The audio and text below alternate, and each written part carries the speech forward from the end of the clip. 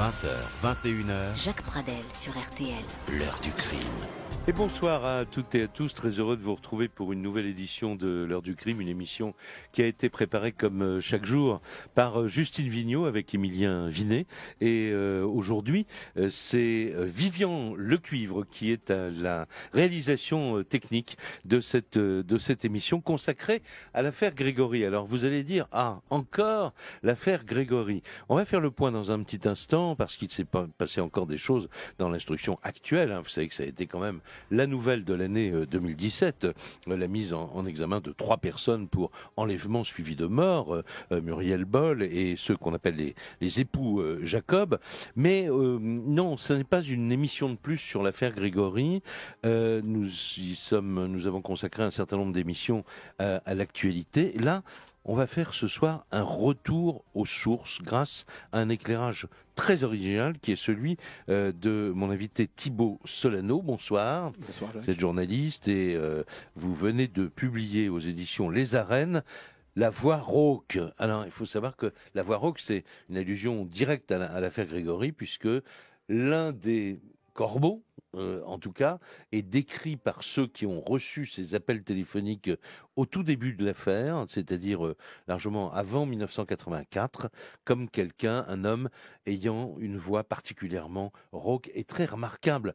Et ça fait partie également des questions qu'on se pose en se disant, mais comment un homme à la voix rauque ne peut pas avoir été repéré? Alors, est-ce qu'il dissimulait sa voix d'abord? Est-ce que c'était un homme? Enfin, on va revenir au thème de votre livre dans un tout petit instant. Le temps de saluer également la présence dans ce studio, et ça me fait très plaisir, de quelqu'un qui connaît particulièrement bien ce dossier, Jacques Expert. Bonsoir. Bonsoir. Jacques Expert qui est le plus récent ancien directeur des programmes d'RTL que je suis ravi d'accueillir ce soir. Et plus sérieusement, Jacques Expert, je dis ça parce que pour en avoir parlé très souvent avec vous, à l'époque de l'affaire, c'est-à-dire vraiment octobre 1984, vous êtes sur le pont, vous êtes dans ces équipes de journalistes qui traquent l'information et qui essayent de résoudre le mystère. Oui, exactement. J'étais envoyé à l'époque, je travaillais pour France Inter et je suis arrivé sur place le 17, le lendemain de l'assassinat du petit, et j'ai dû en repartir 2 mois plus tard. Alors, je voudrais vous dire merci parce que c'est vous qui m'avez indiqué l'existence du livre donc de Thibaut Solano. Vous avez lu donc avant moi. Oui, c'est un livre.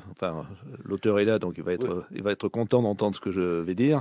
C'est un livre remarquable et surtout pour 2 raisons. D'abord parce que c'est un éclairage, comme vous disiez, original sur ce qui s'est passé avant le crime et toute la présence du corbeau qui pendant 4 ans va harceler cette famille, tous les membres de la famille.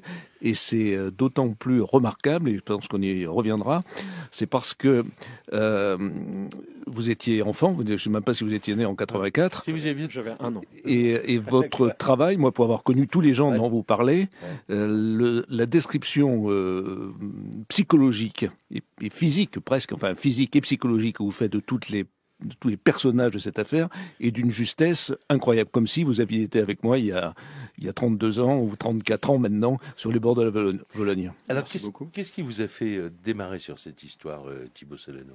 Alors, à l'origine, en fait, c'est une discussion avec l'équipe de ma maison d'édition Les Arènes. J'avais déjà publié un livre aux Arènes sur une autre énigme Perpignan, criminelle, les disparus de la gare de Perpignan. Et donc, on parlait d'autres énigmes, et forcément, fatalement, on en vient à parler de l'affaire Grégory, parce que c'est la plus grande énigme judiciaire de ces 40 dernières années. Ouais.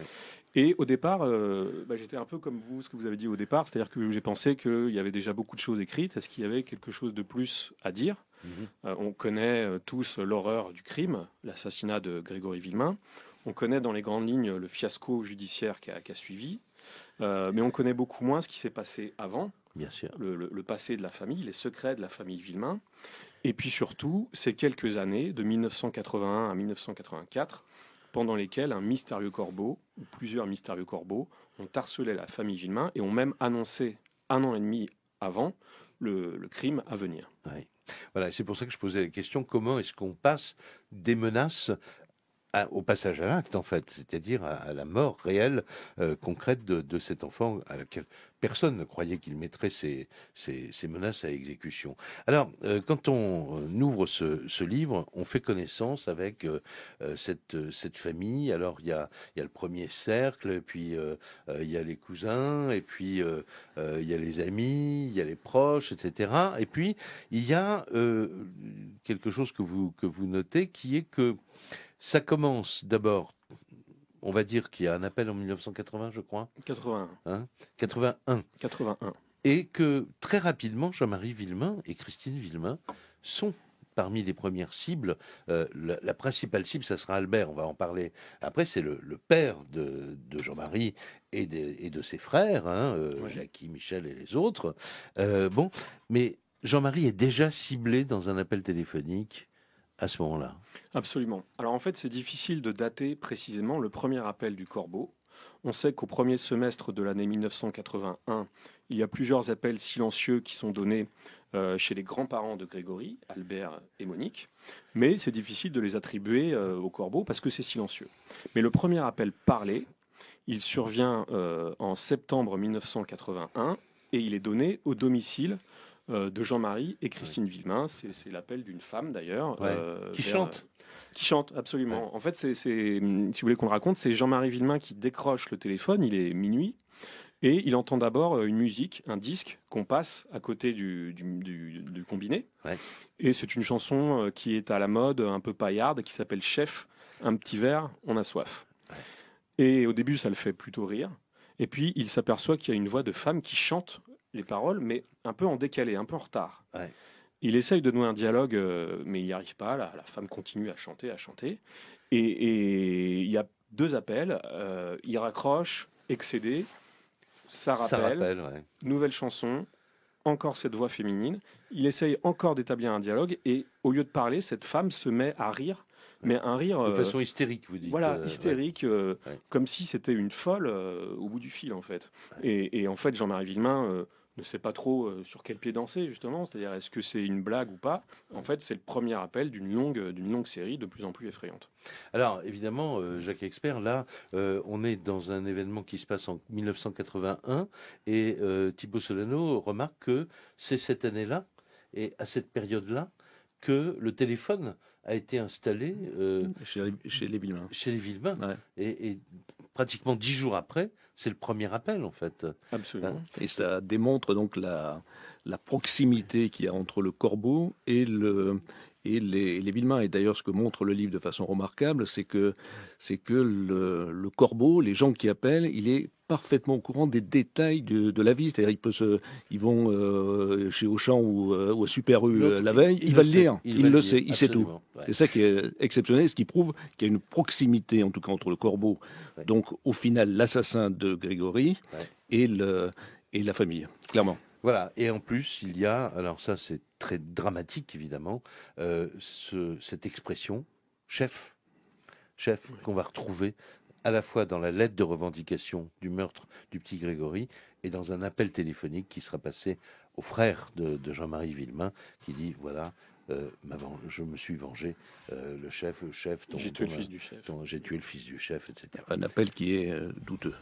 Une pause tout de suite, et puis on va revenir dans ces années 1981, 1982, 1983, et on va voir ce que disait vraiment le ou les corbeaux.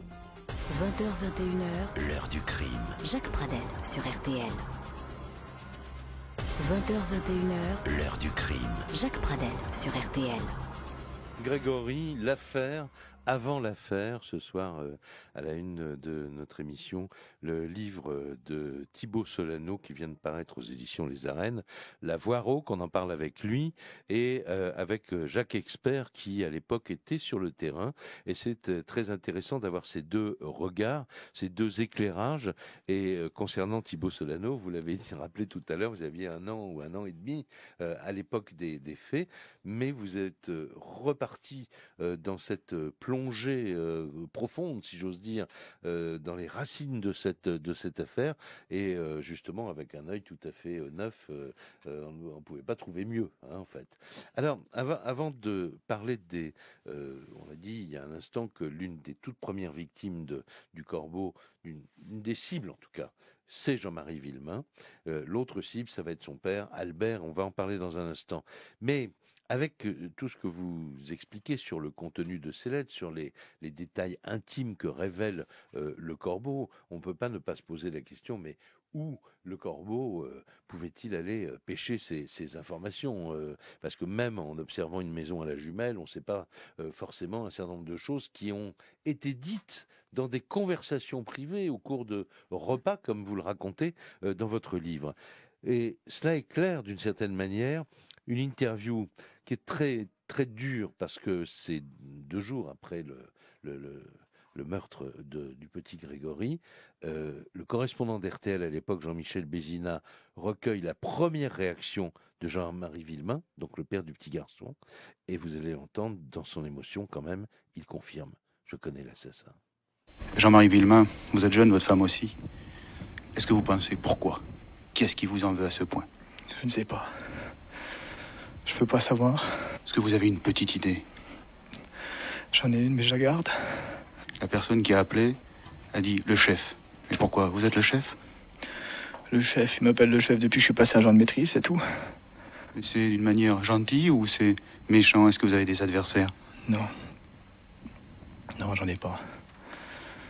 Les enquêteurs disent que la personne qui a fait ça est dans le cercle familial. Vous y pensez? Personnellement, oui, mais il paraît que non. On verra. J'attends. Pourquoi? On vous a dit le contraire? Non, mais on attend. Je fais confiance à la gendarmerie, ils font leur travail.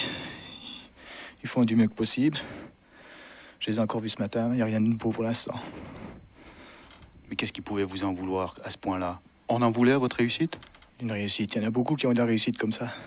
J'ai pas gagné au loto, hein. Seulement je travaille, ma femme aussi, c'est tout. Ce qu'on a, on travaille pour l'avoir. Il y en a beaucoup comme ça. Seulement il y en a qui sont feignants, qui envient les autres, ceux qui travaillent, c'est tout. Jusqu'au point de s'en prendre à votre fils? Il y a des fous sur Terre, c'est... Sincèrement, Jean-Marie Villemain, est-ce que vous pensez que le meurtrier, l'assassin de votre fils, vous le connaissez? Moi, je le connais. Je le connais, oui. Alors, il faut savoir que tous les membres de la famille Villemain, mais il y a eu aussi d'autres, vous pouvez citer les noms des autres familles qui ont reçu des appels du Corbeau. Oui, la famille, du côté de la famille de Bernard Laroche, qui a reçu des appels, et puis du côté des Jacob. Et en fait, pendant toutes ces années, il y a même eu des collègues de travail de Christine Villemain, des gens qui habitaient dans la vallée, qui ont reçu des appels mystérieux. Et toutes les victimes de ce Corbeau, en fait, sont attaquées sur leurs points faibles. Et il y a une volonté perverse, quoi, de déstabiliser les gens. Et vous dites, l'autre grosse victime en 1981, c'est Albert. Albert, c'est le père de famille, c'est le mari de Monique, oui, que vous avez connu sur le oui, terrain. Oui, parce que, si vous voulez, Jacques Expert. C'est ça qui était assez étonnant dans ce genre d'affaires, c'est que je suis allé très souvent prendre le café chez eux, c'est des gens qu'on fréquentait, enfin on avait un accès presque immédiat à la famille. S'ils étaient là, ils nous ouvraient la porte. C'est à moi et à d'autres journalistes. Hein. Oui. Donc on avait certains, comme moi, avaient des relations assez privilégiées avec Albert et Monique, notamment. Oui. Et ils vous parlaient, il vous est arrivé de les interroger, j'imagine, oui, sur ce que disait le Corbeau quand il recevait des coups de fil. Donc c'est un couple atypique, hein, c'est-à-dire Albert, c'est un taiseux, donc il restait souvent un peu affalé dans son coin. Il nous recevait dans la salle à manger, donc il avait son café, il buvait son café. Monique, c'était vraiment tout l'inverse, c'est une femme forte, mais j'ai le souvenir que cette femme forte, un jour, a éclaté en sanglots dans mes bras, et je me souviens plus exactement de ses paroles, mais c'était comment on a pu nous faire ça. C'était ces mots, comment on a pu nous faire ça, parce que quelque part, la mort de cet enfant, même si c'est une famille, on va le voir, qui se déchirait, où il y avait des rivalités elle-même dans cette famille, elle faisait quelque part bloc autour de la mort de Grégory, tout en se soupçonnant les uns les autres. C'est tout le paradoxe de cette de la coexistence de cette famille. Mais Thibaut Solano, là on est 3 ans avant la mort de l'enfant, on ne suppose même pas que quelqu'un tuera un enfant à cause de cette haine, cette jalousie. Albert est pris comme cible parce qu'il a un secret que le corbeau va révéler ou menace de révéler, et parce qu'il y a aussi le père d'Albert qui s'est suicidé. Absolument. Et il n'arrête pas de lui dire au téléphone, tu vas mourir, tu vas te suicider. Absolument. Dès l'année 1981, Jean-Marie et Christine ne sont pas les seules cibles du corbeau. Il y a aussi les grands-parents de Grégory, les parents de Jean-Marie, Albert et Monique, qui habitent à Aumonzey, dans les Vosges. Ouais. Et c'est d'abord des insultes adressées à Monique, des conversations très très brèves. Oui. Sale pute, voilà. C'est des mots très vulgaires. Absolument, absolument.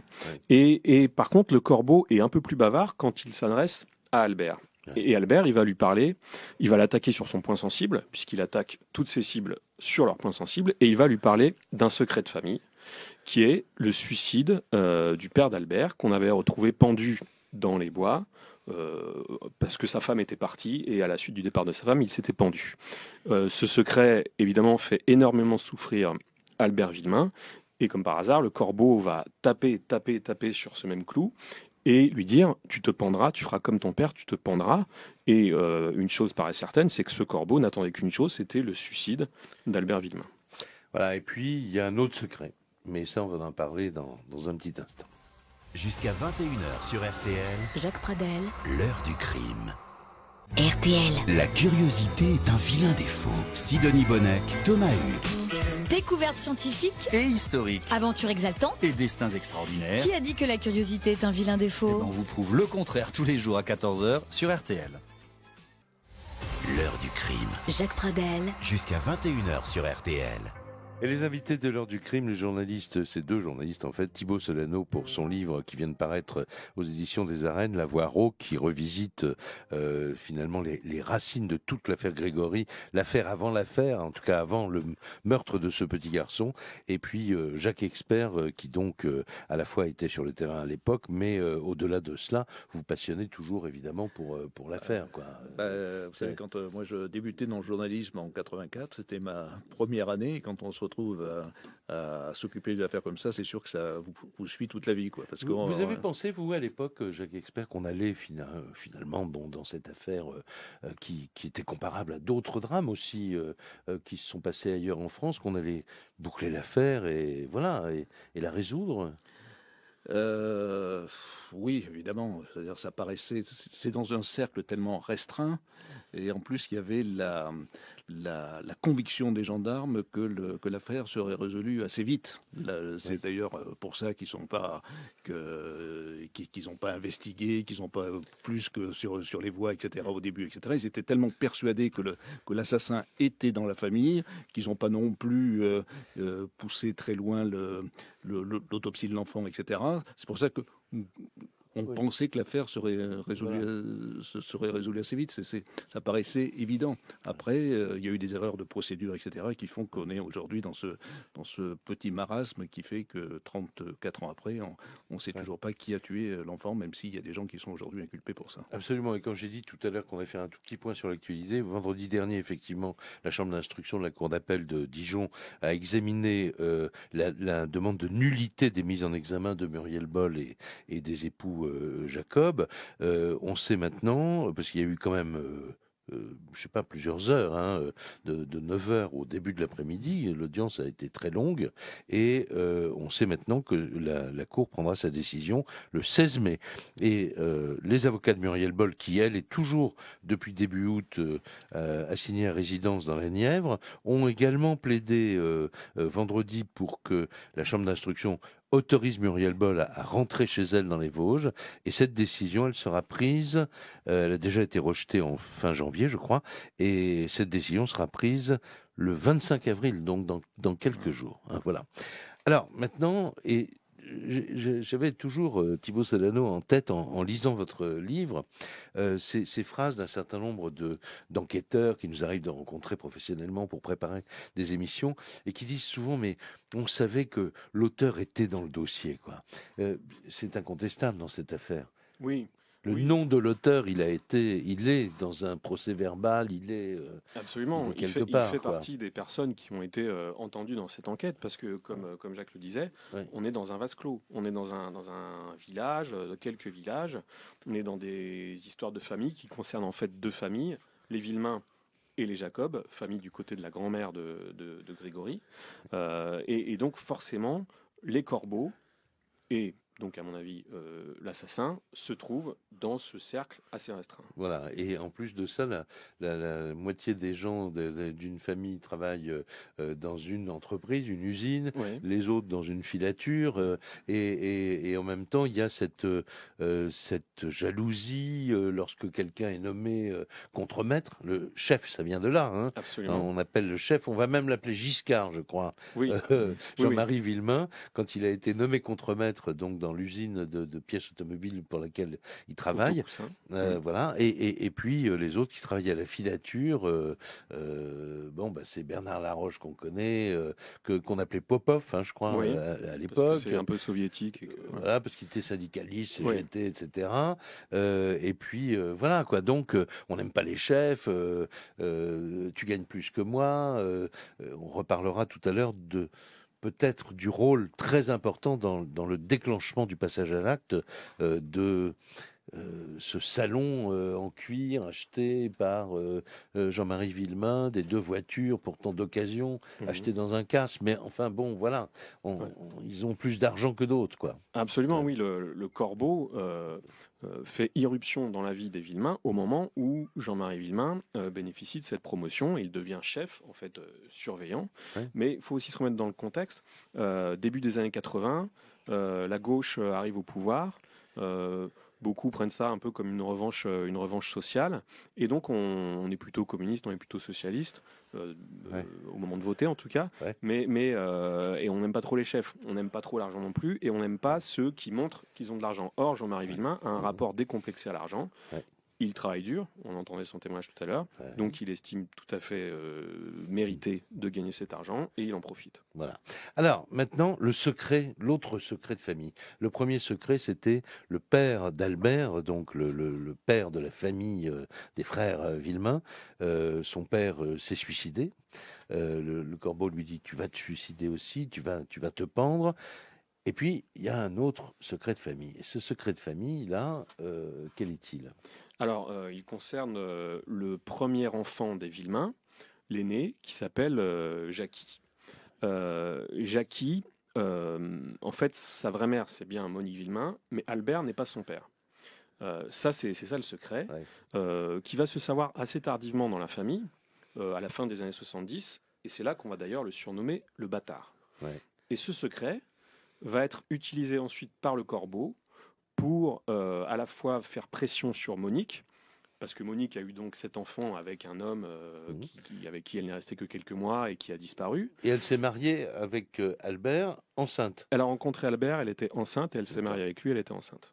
Donc ce corbeau va utiliser ce secret pour la faire souffrir, mais aussi quelque part, il va faire semblant de prendre la défense de Jackie en disant: c'est le bâtard, vous le mettez à l'écart, mais en prenant sa défense, en fait, il fait rejaillir les soupçons sur lui, parce qu'on se dit qu'ils sont forcément de mèche, et c'est un strike. En fait, avec un secret utilisé, il vise plusieurs personnes à la fois. Voilà. Et c'est un peu comme un jeu de quilles, quoi. On sent que... Parce que c'est frangins, c'est des frangins au départ. Oui, qui s'entendent bien d'ailleurs. On s'entend bien, quoi. Qui vont à la pêche, qui jouent ensemble, même avec Bernard Laroche. Il y a un épisode dans votre livre qui est intéressant, c'est quand Bernard Laroche et dans la Cime Camille, et qui font les fous dans la Cime Camille, qui roulent plus vite, etc. Et comme des jeunes de leur âge, quoi. De leur âge de fond. Jean-Marie avait 18 ans dans la voiture. Donc c'est tout le paradoxe véritablement de cette affaire. C'est un peu je t'aime moi non plus dans cette famille. C'est à la fois quelque part, ils s'aiment comme des frères, ils ont grandi ensemble, ils ont joué ensemble, et à partir du moment où le corbeau rentre dans cette famille, tout le monde se soupçonne.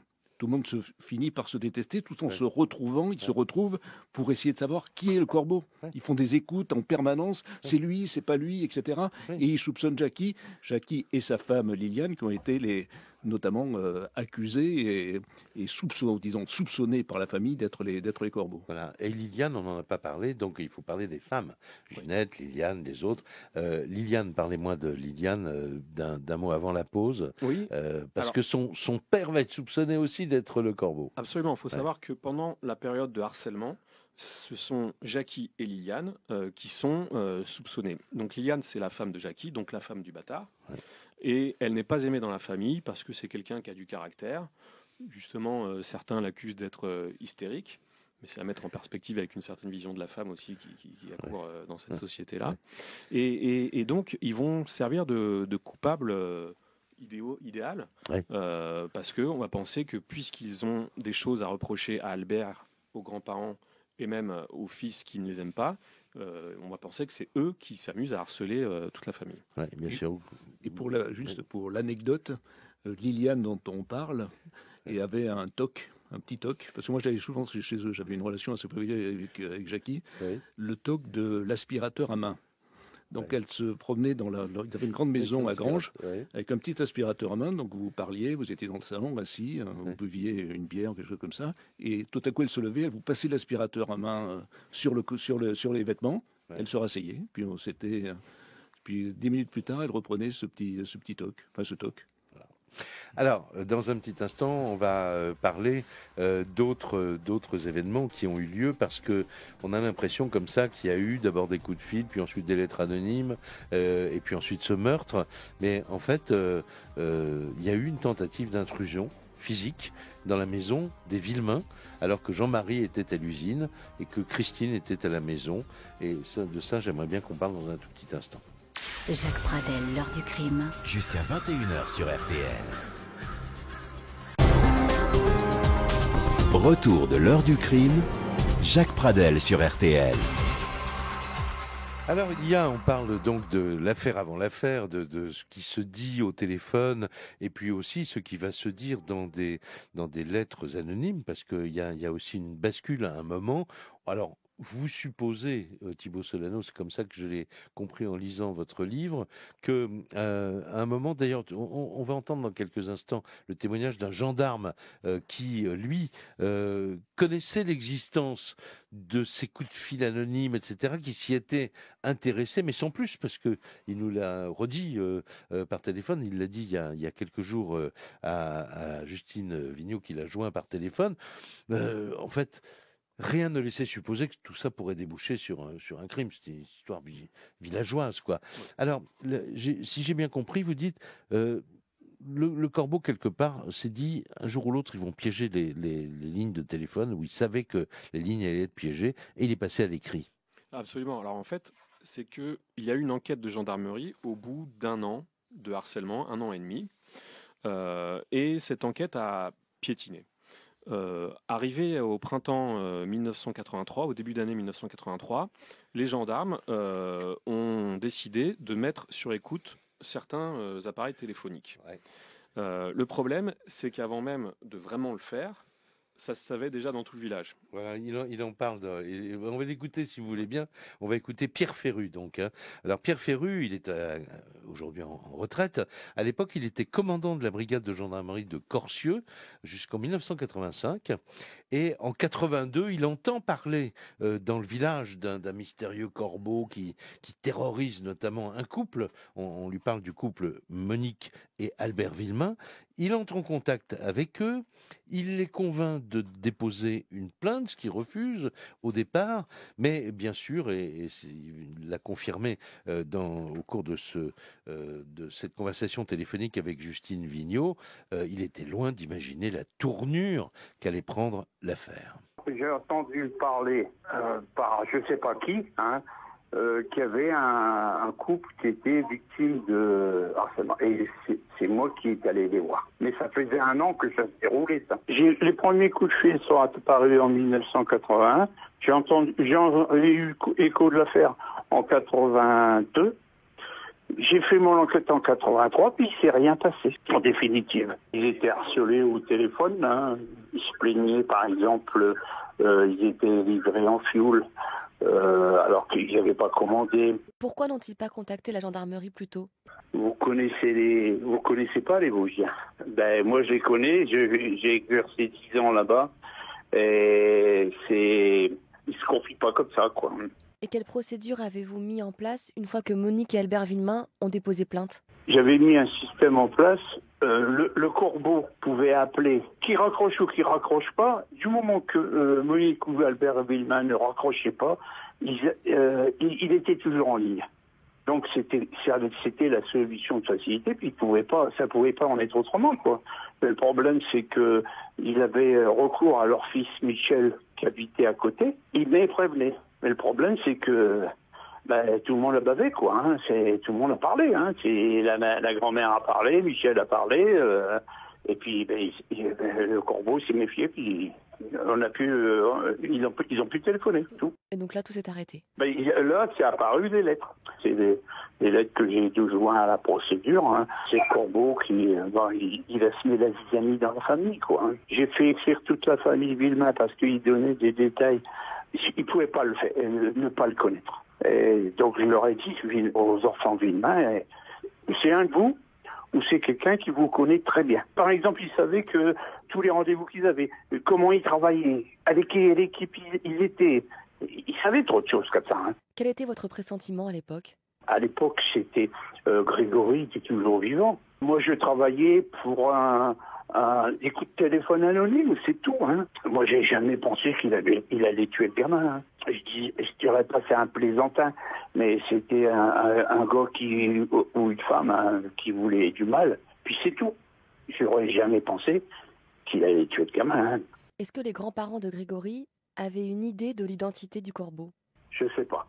Ils m'en ont jamais parlé, hein. Mais ils m'en ont jamais parlé, et ils me parlaient pas, par exemple, de Bernard Laroche et Monique Villemain, qui est la grand-mère de Grégory, me parlait jamais de son frère.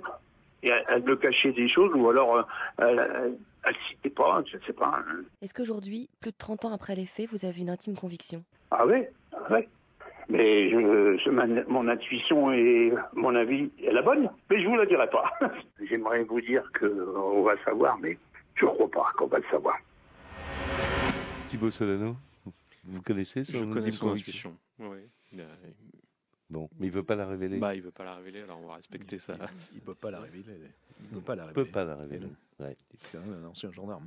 Eh oui, absolument. Alors, il y a beaucoup de choses quand même dans ce qu'il a dit. On va venir à la bascule aux lettres anonymes après les coups de fil, peut-être à cause de la peur de se faire prendre. Mais je voudrais qu'on revienne quelques instants sur le fait qu'il y a eu un acte d'agression caractérisée, c'est-à-dire qu'il y avait les voix. Ça ressemble à des films d'horreur, hein, quelquefois, ce qui se passe. Absolument. L'ambiance. Hein, il y a des gens qui ont peur quand le téléphone sonne, quoi, et surtout la nuit, à des heures impossibles. Et Jean-Marie Villemain travaille souvent la nuit. Oui, en fait, le corbeau ne se contente pas d'appeler. Dès la première année, c'est-à-dire à l'automne 1981, on est 3 mois après le premier appel parlé. Christine Villemain se trouve seule dans leur maison. Grégory dort chez sa grand-mère et Jean-Marie est au travail. Et elle reçoit d'abord un appel. Cette fois, c'est plus la voix de femme, c'est une voix rauque. Et cette voix l'insulte. Ouais. La conversation est assez brève. Elle essaye de se rassurer tant bien que mal. On est dimanche, donc il y a le film du dimanche soir. Elle prend sa douche, elle s'apprête à aller se coucher. Et là, cette fois, elle entend du bruit, mais du bruit devant la maison. On marche sur le gravier, elle dira. Absolument. Elle allume la lumière dans le couloir. Et là, elle voit à la porte d'entrée, le carreau de la porte d'entrée, il y a une main qui s'esquive, comme quelqu'un qui s'enfuit. Et là, forcément, elle est terrifiée. Elle est tellement terrifiée qu'elle va aller dormir chez le voisin d'en face, Monsieur Méline. Il n'y avait pas de barrière autour de la maison. Il n'y avait pas de barrière. Ouais, et donc, en fait, à ce moment-là, on peut penser que le corbeau n'est pas seulement prêt à passer des coups de téléphone, mais il est prêt. Il voulait entrer dans la maison. Voilà. D'ailleurs, on va trouver un carreau cassé. Le carreau de l'extérieur est cassé et la porte a été forcée. La poignée de porte a été forcée. Ouais. Donc, il était déjà prêt. Si c'est bien lui, mais je pense que c'était lui, il était déjà prêt à s'introduire dans la maison.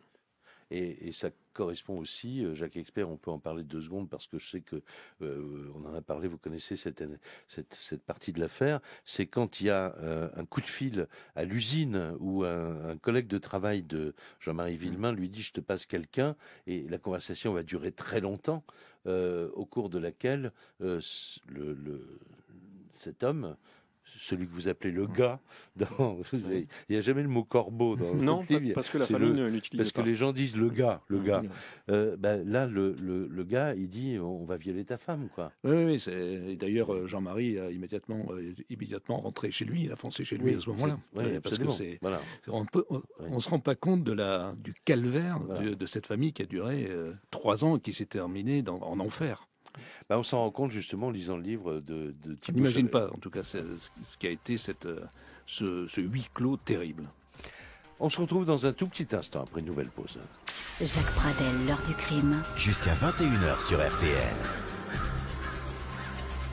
Jusqu'à 21h sur RTL. Jacques Pradel, l'heure du crime. La voix rauque, c'est la voix du corbeau, de celui qu'on appelle là-bas, dans le coin où ça s'est passé, le gars. C'est Thibaut Solano qui a intitulé le livre qui vient de paraître aux arènes, La Voix rauque, où il raconte tout ce qui s'est passé et cette terreur qu'évoquait Jacques Expert il y a un petit instant, qui s'installe. C'est vraiment pour ça que moi je faisais une comparaison avec les films d'horreur, quoi, parce que il y a un moment où quelquefois c'est drôle, où ça peut être, c'est lourd, mais ça peut être drôle. Et puis de temps en temps, on est dans le drame et dans la menace et dans la violence et dans la haine, quoi, finalement, avec le contenu de ces messages. Alors, que disent les premières lettres anonymes? Parce que à un moment, ça s'arrête, les coups de fil. Absolument, ça s'arrête au moment où la rumeur court selon laquelle des appareils téléphoniques vont être mis sur écoute. Et la première lettre, au printemps 1983, n'est pas postée, elle est glissée directement dans les volets de Jean-Marie et de Christine Villemain. Là aussi, il y a une intrusion physique, ça veut dire que quelqu'un s'est aventuré jusqu'à la maison pour déposer ce courrier. Donc en prenant des risques d'être vu. Absolument. On ne sait pas à quelle heure exactement, mais en tout cas, ils ont pris ce risque. Et ça dit quoi, cette lettre? Et ça dit « Je vous ferai la peau, la famille Villemain », avec plusieurs fautes d'orthographe qui sont peut-être faites exprès. Villemain écrit AIN d'ailleurs. Voilà, AIN, une faute sur le nom de famille. Vous pensez que la faute a été faite volontairement? Il y a des chances, c'est possible. Ouais. Et c'est la première lettre, donc une menace de mort, qui arrive et qui rompt avec les appels. On passe à un autre type de menace. Il y a encore des appels, mais plus au domicile, seulement sur les lieux de travail. Ouais. Et donc les deux menaces cohabitent, les appels sur les lieux de travail et les lettres qui vont durer tout le printemps 1983. Alors quand vous êtes sur le terrain, que vous faites l'enquête en l'occurrence pour France Inter à l'époque, Jacques Expert, vous en parlez de ces... parce qu'il y a eu le drame, on sait que ça a débouché sur un crime quand même, et vous dites que ces gens, les différents membres des familles, accueillent les journalistes, parlent avec eux, leur offrent le café. Ils vous font part de leurs soupçons? Non. Pas tellement, en l'occurrence, pas trop. Ils étaient, objectivement, c'est plutôt une famille qui était abasourdie par le drame de la mort du petit Grégory. Ouais. C'est tout le paradoxe aussi, c'est qu'à la fois le corbeau est omniprésent dans leur esprit et ils en parlent peu. En réalité. Et il y a quand même un point qui est important que j'ai relevé dans le livre, c'est que vous parlez très peu de Bernard Laroche. Et Bernard Laroche, donc, qui est soupçonné d'avoir enlevé le petit, de l'avoir remis aux Jacobs, en tout cas la thèse qui est aujourd'hui développée par les gendarmes, il apparaît très peu dans votre livre, il apparaît même très peu dans les soupçons que la famille avait à l'époque sur le corbeau, sur celui qui les harcelait, alors qu'il était le meilleur ami de Michel. Il venait très souvent prendre le café chez les parents. Il habitait juste au-dessus de la maison. Oui. Donc, assez bizarrement, et ça, j'ai pas la réponse à ça, pourquoi ils n'ont jamais soupçonné leur cousin? Parce qu'ils se font dans le décor. Et je pense qu'à ce moment-là, les Villemain réagissent en se posant une question toute bête. Pourquoi on nous en veut? Et à cette époque-là, je pense qu'ils n'ont pas vu de raison pour lesquelles Bernard Laroche leur en voulait, parce qu'effectivement, c'était quelqu'un qui était bonhomme. Voilà, qui était bonhomme. Il fauchait des herbes folles dans le jardin d'Albert et Monique, qui rendaient plutôt service, et il n'y avait pas de raison d'être. Non, mais ils ont soupçonné tout le monde, sauf Bernard Laroche, bizarrement. Oui, absolument. Ouais. Alors, parmi ceux qui ont été fortement soupçonnés, il y en a deux, il y a peut-être trois. Ginette, je ne sais pas si elle était très fortement soupçonnée, mais tout le monde a constaté qu'elle n'était pas attaquée dans les lettres. Absolument. Elle n'était pas citée, pratiquement. Alors qu'on citait Liliane, qui a pourtant été soupçonnée, elle aussi, et on citait le père de Liliane. Oui, Roger Jacquel. Alors, pour quelle raison, d'ailleurs, je ne sais plus, mais il y a une raison que vous expliquez dans le livre, je me souviens plus. Alors donc on est dans un village et il y a des balles et il y a eu une bagarre ou un début de bagarre entre Michel Villemain, l'un des frères de Jean-Marie Villemain, et Roger Jacquel. Et par ailleurs, on n'accepte pas sa fille, donc par ricochet, on n'accepte pas Roger Jacquel. Et puis il y a eu plusieurs conflits, un peu sur fond d'alcool. Et c'est pas grand-chose, mais ça suffit à ce moment-là pour le soupçonner. Je crois qu'on peut difficilement comprendre cette affaire sans parler de la région. C'est la campagne, mais c'est l'usine. C'est-à-dire ce sont des villages ouvriers où tout le monde se connaît. On parle beaucoup à l'usine, on va au café. Donc la parole circule énormément dans ce milieu extrêmement clos. C'est-à-dire on va à l'usine, on rentre à la maison, on va à l'usine, on va au café, on rentre à la maison. C'est la vie de tout le monde là-bas. Et donc on sait tout de tout. Et donc il n'y a pas de secret. Alors, bon, vous évoquez à la toute fin de votre livre, Thibaut Solano, le jour du drame et les heures qui ont précédé le drame, parce que là, il va y avoir un coup de fil. Alors, a-t-il existé ce coup de fil ou non? En tout cas, le frère de Jean-Marie, Michel, dira « J'ai reçu un coup de fil de revendication du meurtre de l'enfant », mais il n'y a pas de trace, évidemment, et il y a une lettre postée supposément à 17h15, le jour de la disparition et le jour où on a retrouvé aussi en fin de soirée ce garçon, cette lettre qui va arriver le lendemain et qui va dire voilà, j'ai exercé ma vengeance. Voilà, qui revendique, qui arrive au domicile des parents de Grégory et qui revendique clairement le crime en reprenant ce terme, le chef, en reprenant les mots qui existent non seulement dans les appels téléphoniques mais aussi dans les précédentes lettres. Alors, la suite, on la connaît, on a souvent beaucoup parlé. Muriel Boll va finir par se couper dans ses déclarations lorsqu'elle est interrogée par les gendarmes qui lui demandent à quelle heure elle a pris le car, à quelle heure elle est arrivée par-ci par-là. Elle finit par craquer et dire Bernard Laroche m'a pris dans sa voiture. Et il y avait un petit garçon qu'elle n'a pas reconnu tout de suite parce qu'elle ne connaissait pas le petit Grégory, mais elle va le reconnaître le lendemain avec sa photo dans le journal à cause du bonnet. Et c'est sur ces indications, évidemment, que Bernard Laroche va être mis en examen pour meurtre. Ensuite, on connaît la suite. Elle va revenir, Muriel Boll, sur ses déclarations. Laroche va être libéré, tout en restant d'ailleurs inculpé, comme on disait à l'époque. Et puis, Jean-Marie Villemain va prendre sa carabine et va aller le tuer parce qu'il est persuadé qu'il est l'assassin du petit garçon. Le 16 décembre 1984, c'est le dernier document que je vais vous faire entendre ce soir, c'est un document RTL de ce jour-là. 16 décembre, Bernard Laroche est en prison à Nancy. Il continue depuis le début d'ailleurs de clamer son innocence, mais Jean-Marie Villemain, lui, n'a aucun doute sur sa culpabilité. Écoutez donc ce témoignage, c'est Jean-Marie Villemain qui parle au micro de Jean-Michel Bézina, et nous sommes le 16 décembre 84. Il n'a pas Bernard Laroche est toujours incarcéré. Pour moi, oui, j'ai l'intime conviction que ce soit Laroche, pas de problème. Il ne faut pas oublier le témoignage de la Muriel qui est vraiment précis sur certains niveaux.